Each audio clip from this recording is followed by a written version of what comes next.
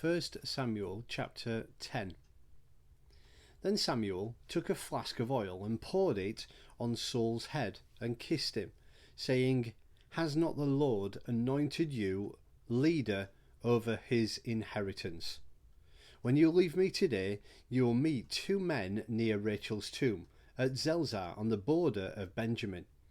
They will say to you, 'The donkeys you set out to look for have been found, and now your father has stopped thinking about them and is worried about you. He is asking, what shall I do about my son?' Then you will go on from there until you reach the great tree at Tabor.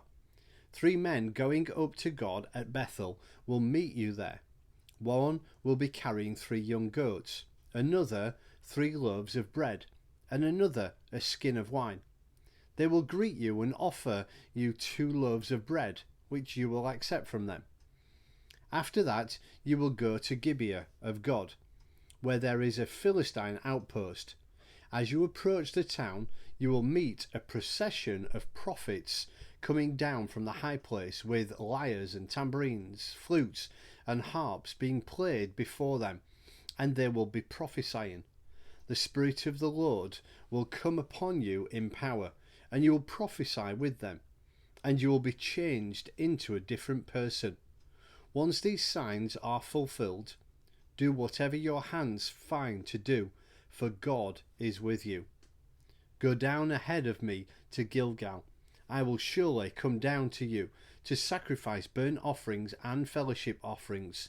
But you must wait 7 days until I come to you and tell you what you are to do."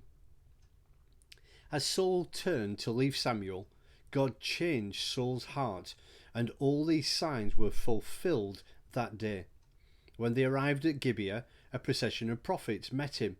The Spirit of God came upon him in power, and he joined in their prophesying. When all those who had formerly known him saw him prophesying with the prophets, they asked each other, "What is this that has happened to the son of Kish? Is Saul also among the prophets?" A man who lived there answered, "And who is their father?" So it became a saying, "Is Saul also among the prophets?" After Saul stopped prophesying, he went to the high place. Now Saul's uncle asked him and his servant, "Where have you been?" "Looking for the donkeys," he said. "But when we saw they were not to be found, we went to Samuel." Saul's uncle said, "Tell me what Samuel said to you."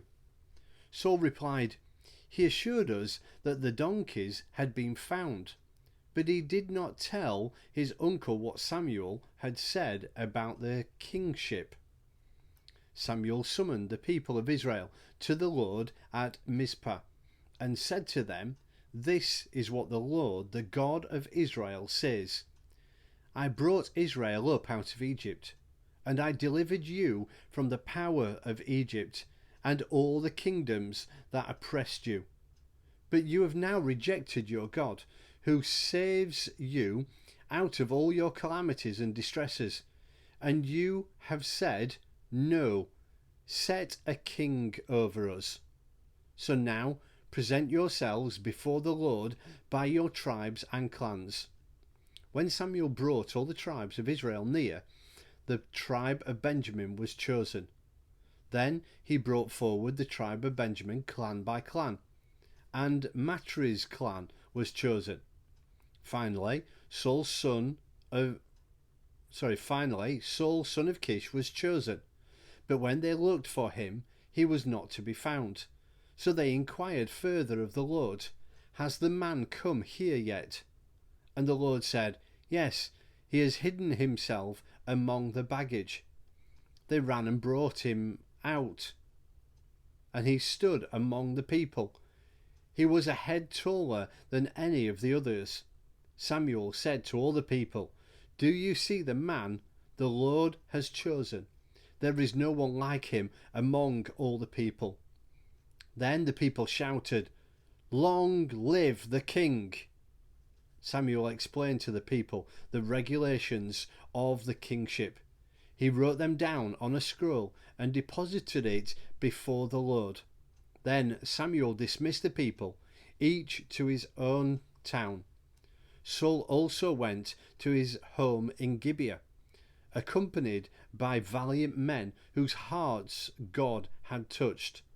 But some troublemakers said, "How can this fellow save us?"